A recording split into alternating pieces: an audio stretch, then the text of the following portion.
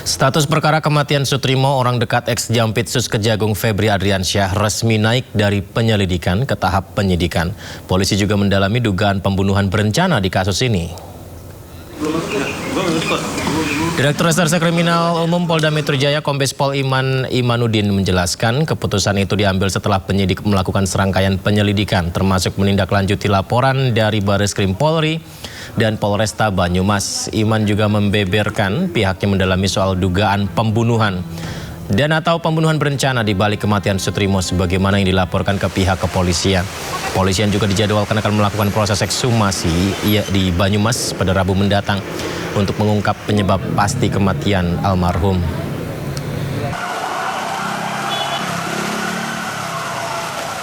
Kami sudah menerima pelimpahan laporan polisi dari Bareskrim Polri, kemudian laporan polisi dari Polresta Banyumas, dan berdasarkan dua laporan polisi tersebut, baik yang disampaikan oleh masyarakat di Bareskrim Polri ataupun yang disampaikan oleh pihak keluarga di Polresta Banyumas, saat ini penanganan perkara setelah dilimpahkan ditangani oleh Ditreskrimum Polda Metro Jaya. Dari hasil penyelidikan yang tentunya sudah dilakukan oleh Polresta Banyumas, juga dari hasil penyelidikan dari tim Ditreskrimum Polda Metro Jaya, kami sudah meningkatkan ke proses penyidikan. Insya Allah hari Rabu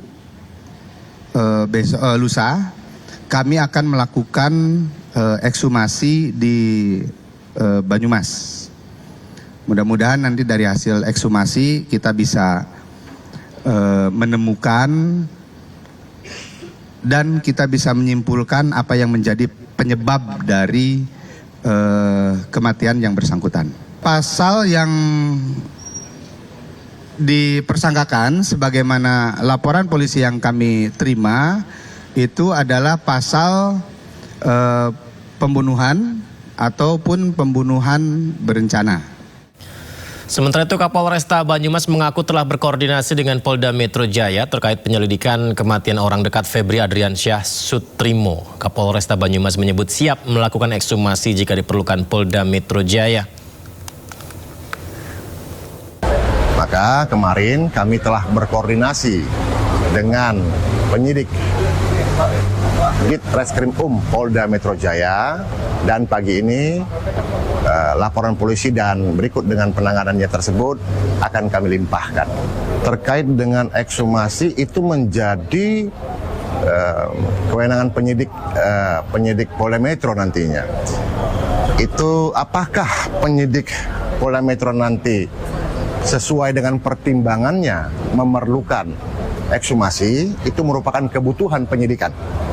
Kalau penyidikan nantinya membutuhkan itu, maka dilakukan ekshumasi. Tapi kalau tidak, ya tidak perlu dilakukan ekshumasi. Nah, itu kita serahkan nantinya kepada penyidik dari Ditreskrimum Polda Metro Jaya. Pihak keluarga Sutrimo juga sudah mendatangi Mapolresta Banyumas untuk melaporkan peristiwa kematian yang menimbulkan sejumlah pertanyaan di kalangan keluarga. Mereka mengaku tidak keberatan jika makam Sutrimo digali untuk proses otopsi.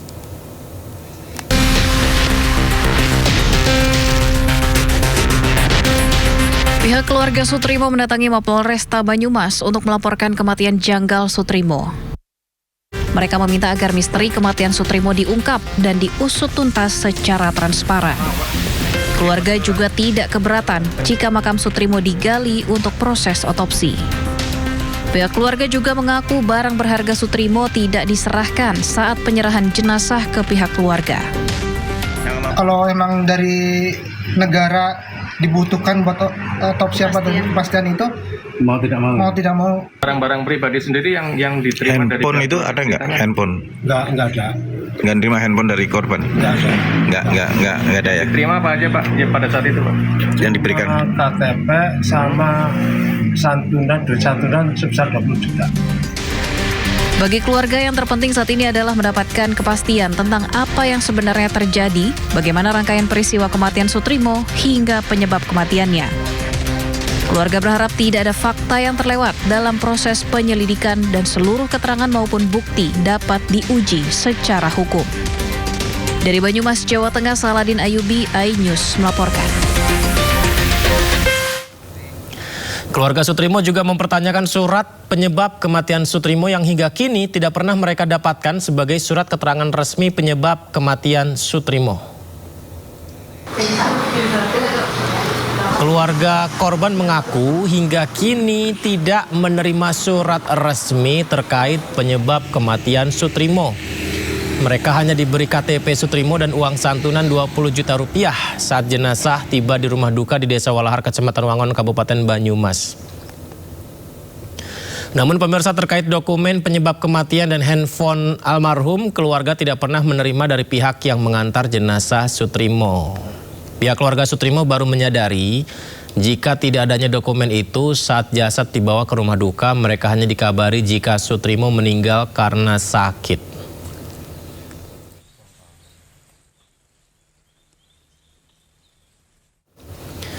Di balik kematian Sutrimo menyeruak nama Febrio Adiono. Ia sempat disebut sebagai jaksa Kejagung yang pertama kali menemukan jasad Sutrimo. Belakangan Kejagung membantahnya. Lalu siapa pemirsa Febrio Adiono?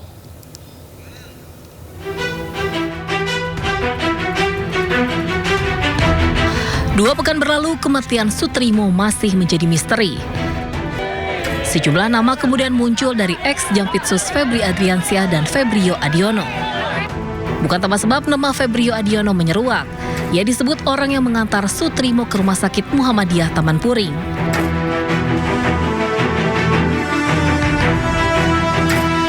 Unggahan surat keterangan kematian Sutrimo lalu menyebar di jagat maya. Nama Febrio Adiono tertulis sebagai kerabat Sutrimo.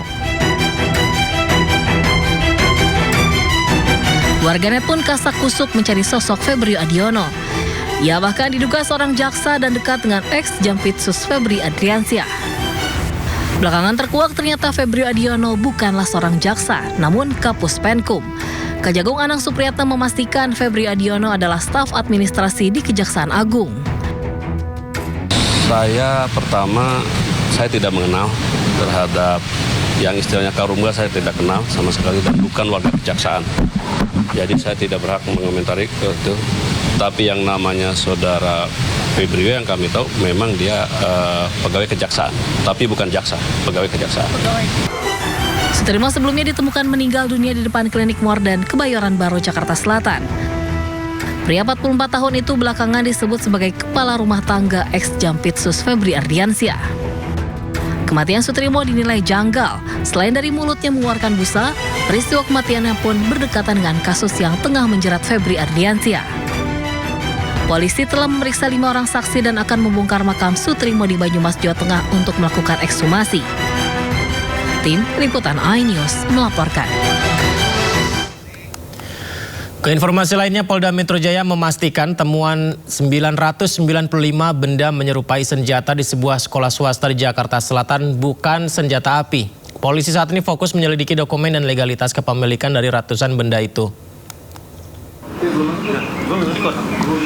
Direktur Reserse Kriminal Umum Polda Metro Jaya Kombes Pol Iman Imanuddin menyebut pihaknya meluruskan isu ini agar tidak menimbulkan kegaduhan di masyarakat. Polres Metro Jakarta Selatan masih terus menyelidiki legalitas dan kepemilikan barang itu. Polisi juga akan memeriksa pihak yayasan dan mengonfirmasi terkait izin eskul serta aturan penggunaan atau penyimpanan senjata. Senapan panjang punya laras nih. Kami harus luruskan supaya ini juga tidak menjadi satu kegaduhan di tengah-tengah masyarakat. Bahwa 995 benda berbentuk senjata tersebut, kami pastikan itu bahwa itu bukan senjata api, ya. Dan kami sedang melakukan penyelidikan terhadap kepemilikan dari barang-barang tersebut. Yang dapat kami informasikan bahwa betul di lokasi tersebut ditemukan sebagaimana teman-teman ketahui. Namun yang kami pastikan bahwa itu bukan senjata api. Kenapa ini harus kami jelaskan rekan-rekan sekalian supaya jangan sampai digunakan oleh pihak-pihak tertentu untuk membangun narasi yang dapat meresahkan masyarakat, ya. Jadi prosesnya saat ini Polres Metro Jakarta Selatan sedang berupaya maksimal untuk mengklarifikasi baik itu terkait kepemilikan, kemudian dokumen yang dimiliki. Sebelumnya, Kepala Bidang Hubungan Masyarakat Polda Metro Jaya Kombes Pol Budi Hermanto menyebut pihaknya telah mengidentifikasi pemilik 995 pucuk senjata yang tersimpan dalam ruangan mantan Ketua Yayasan Sekolah di Jakarta Selatan adalah DS. Akan tetapi, tidak dirinci bagaimana sosok DS bisa memiliki ratusan pucuk senjata. Dijelaskan juga DS telah meninggal dunia sejak 2020 lalu. Saat pendalaman satu pucuk diduga senjata api, ini setelah didalami kepemilikan atas nama saudara DS.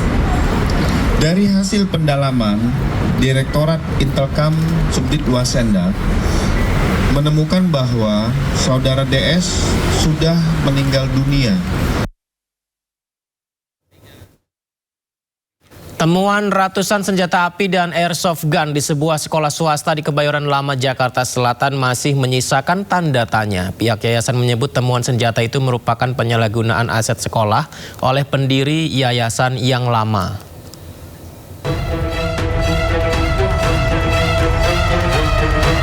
Penampakan ruangan di lingkungan sekolah swasta ini menjadi sorotan setelah polisi menemukan 995 pucuk senjata api dan airsoft gun. Senjata-senjata tersebut tersimpan di ruangan yang digunakan mantan ketua pengurus lama. Salah satu senjata yang ditemukan adalah Francis Pass 15 kaliber 12 gauge, di mana hasil penelusuran polisi menunjukkan senjata itu terdaftar atas nama seorang pria berinisial DS, direktur di PT Lokta Karya Perbakin. Dalam konferensi pers, tim penasihat hukum Yayasan Harapan Ibu menyatakan temuan senjata ini merupakan bentuk penyalahgunaan fasilitas sekolah untuk kepentingan pribadi oleh mantan ketua yayasan. Namun fakta hari ini sudah menunjukkan bahwa ada penyalahgunaan yayasan yang dilakukan oleh IWD yang potensial itu hanyalah untuk kepentingan pribadi dan kepentingan keluarganya. Fakta penemuan senjata adalah fakta yang tidak bisa dibantah bahwa sekolah telah dijadikan sebagai gudang dari bisnis-bisnis mereka yang kemudian merugikan sekolah, merugikan misi mulia, merugikan marwah pendiriannya. Sehingga patut kami juga ikut bersedih ketika pendiri hadir hari ini menyampaikan kesedihannya dan kami ikut turut prihatin atas fakta tersebut. Di sisi lain, melalui kuasa hukumnya, IWD membantah tuduhan tersebut. Ia mengklaim ratusan senjata yang disimpan merupakan milik perusahaan PT Lokta Karya Perbakin dan memiliki izin resmi sejak tahun 2008. Tim Liputan iNews melaporkan. Untuk mendukung keamanan para peserta didik pasca ditemukannya ratusan pucuk senjata, Yayasan Sekolah Harapan Ibu Pondok Pinang juga meminta perlindungan dan pendampingan lembaga negara, salah satunya Komisi Perlindungan Anak Indonesia, KPAI, dan Kemendikbudristek. Ini adalah kami sudah minta waktu untuk bertemu dengan KPAI besok dan alhamdulillah sudah disambut dengan baik. Kami insya Allah akan bertemu mereka dengan besok. Alasan kami meminta pertemuan ini adalah supaya kita yayasan bisa meminta perlindungan dan juga petunjuk mengenai situasi yang dialami saat ini supaya saat sekolah mengambil langkah yang diambil itu bisa bijak dan terus mengedepankan. Pemirsa, streamer Muhammad Janah alias Big Mo mendatangi Direktorat Reserse Perlindungan Perempuan dan Anak Polda Metro Jaya terkait konten promosi liquid rokok elektrik. Bigmo hadir bersama tim kuasa hukumnya. Pihak Bigmo tiba di Mapolda Metro Jaya dan langsung menuju ruang PPA tanpa memberikan keterangan apapun terkait pemeriksaan hari ini. Meski demikian, kuasa hukum menegaskan kliennya masih berstatus saksi lantaran proses hukum baru tahap penyelidikan. Sebelumnya Bigmo menjadi sorotan di media sosial usai video dirinya diduga mengajak sejumlah anak di bawah umur mempromosikan salah satu merek liquid rokok elektrik dan memicu kecaman publik. Pemeriksaan hari ini, Bang, gimana?